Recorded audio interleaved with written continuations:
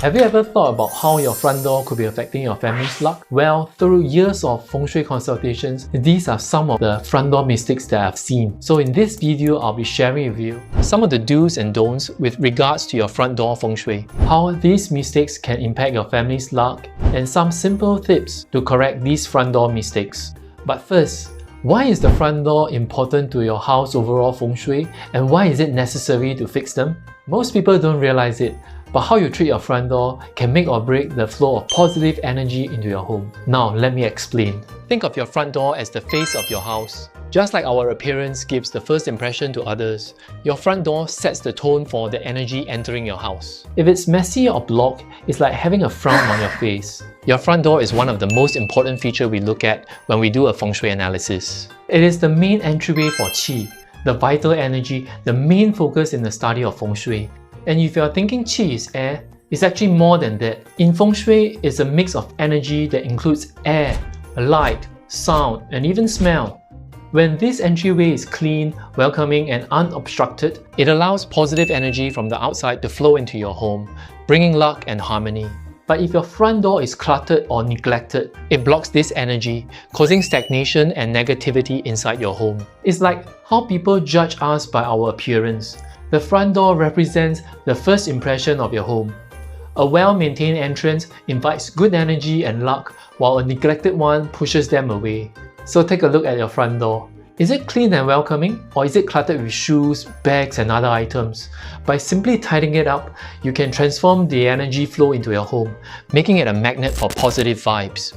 So now let's talk about features we don't want to see when we enter the house. The Feng Shui taboos when we do a Feng Shui analysis of the front door. The first feature we are going to talk about might well be the cause of the energies of your home being off balance, leading to disharmony among the family. Imagine you step into a friend's house and the first thing you see is the kitchen. You might think, wow, this is so cool. I can drop my groceries and start making dinner straight away. But in Feng Shui, this is one of the worst things to see when we enter the house. In Feng Shui, we talk about symbolism and representation. The kitchen is linked to fire energy and the female owner. When the fire energy is the first thing you see when entering a home, it clashes with the metal energy of the living room, which is linked to the male owner. This clash can create a disruptive energy flow, affecting your family's health, especially digestion, and also cause disharmony. As mentioned earlier, Qi is the main focus of Feng Shui. The energy rush when you enter the door can clash with the kitchen, which represents the female owner, affecting her overall energy and luck. This may make you feel uneasy without knowing why.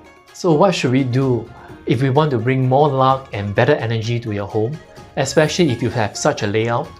Of course, if you are at a stage of looking for a new home, the easiest solution is to avoid such a layout. But if you are already living in a home like this, we need to examine how the door opens. If it opens in one direction, it might not be a problem and there's no need to do anything. However, if it opens in another direction, try placing a screen or a piece of furniture to block the direct view of the kitchen from the front door.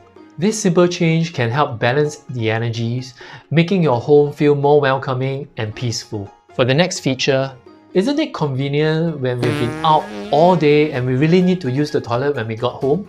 And it's right there when we enter the house. Isn't that a great layout?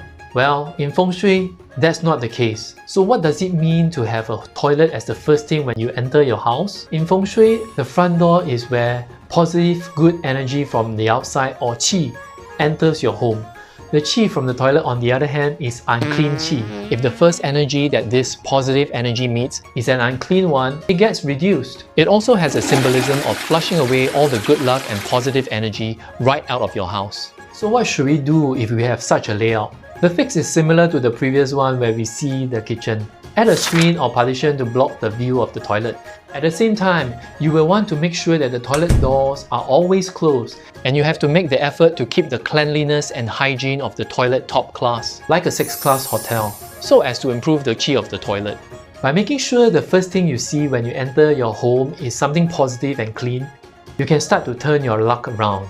So, the previous two examples are layout issues which are not really your fault. But are there any items that are Feng Shui taboos which you are responsible for? Look at this picture. There's a theory in interior design that using mirrors can make a space appear larger. Mirrors reflect light and create an illusion of depth, which can make a room feel more spacious and open. But In Feng Shui, the mirror is a reflector of Qi. When the good Qi enters your house, it gets bounced back. And regardless of whether it's good or bad, it will make the Qi unstable. Sure, you might want to make the space bigger or just need to see yourself all the time.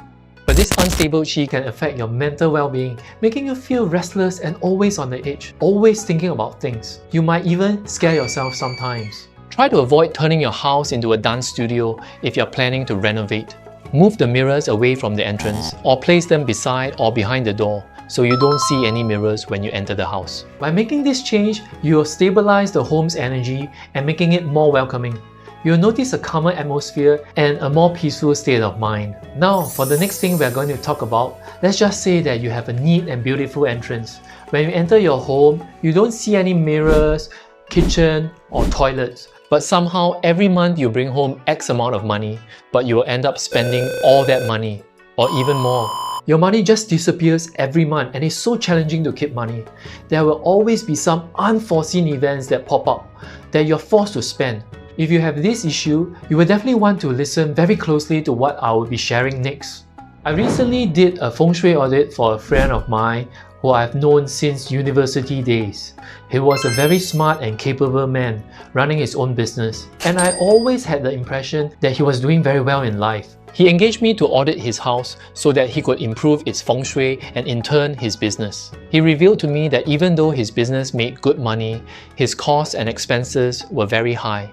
There were always unexpected expenses like staff crashing the van or machines breaking down and needing repairs. As I entered his place, it was gorgeous, but the first thing that caught my eye was his beautiful open balcony. No, there isn't a problem with the design of his balcony. The problem is that in Feng Shui, we want to avoid this setup called Chuan Tang Sha, which literally translates in English as piercing heart negative formation or piercing hall negative formation. This formation sounds scary, as if something sharp pierces through the heart. Why did ancient Feng Shui masters give it such a name? The reason is that the energy, the Qi that comes from the front door is the most important and the strongest. If a window or a back door is in line with the front door, the Qi goes straight out. Well, don't worry, while it will not pierce through your heart, a better analogy is like eating a highly nutritious meal and then immediately going to the toilet. The body just isn't able to keep the nutrients. So that's the reason why my friend couldn't keep the money he made. He just wasn't able to hold on to the nutrients. So now what can you do if you have such a formation? Try placing a screen or a piece of furniture to block this direct path. It must be tall enough though. It cannot be a tiny shelf or a shelf with open compartments. This will help redirect the Qi and prevent it from escaping directly out of your home. This simple change can help keep the positive energy inside, giving you a chance to enjoy the fruits of your labor. Now let's talk about things you want to see when you enter your home. But before that, I need you to ask yourself, imagine walking into your home after a long day and the first thing you see makes you smile. What could that be? See, the home is a place for you to recharge. It's a place where you rest your physical body and detox all the negative emotions and mental stress you have collected at work. So when you step into your house, the first thing you want to see is something nice, such as a nice painting, some nice decor, something pleasant, or simply pictures of your sweet family. Unlike the 1001 things you don't want to see, the fundamental idea of what you want to see is just one: something pleasant to your eyes. Something that makes you smile. The goal is to create a welcoming and positive vibe when you come home. Something that triggers your happy hormones. So, take some time to make an effort to decorate the area you see when you enter your home. Does it make you smile? Remember, a pleasant sight at the front door is a step towards a happier, more prosperous home. Now earlier, I mentioned what some of the things you don't want to see in Feng Shui when you enter your home. But the job isn't done yet, because there are also things you don't want to see outside your home. So check out this second part of the video to ensure you bring more luck to your family.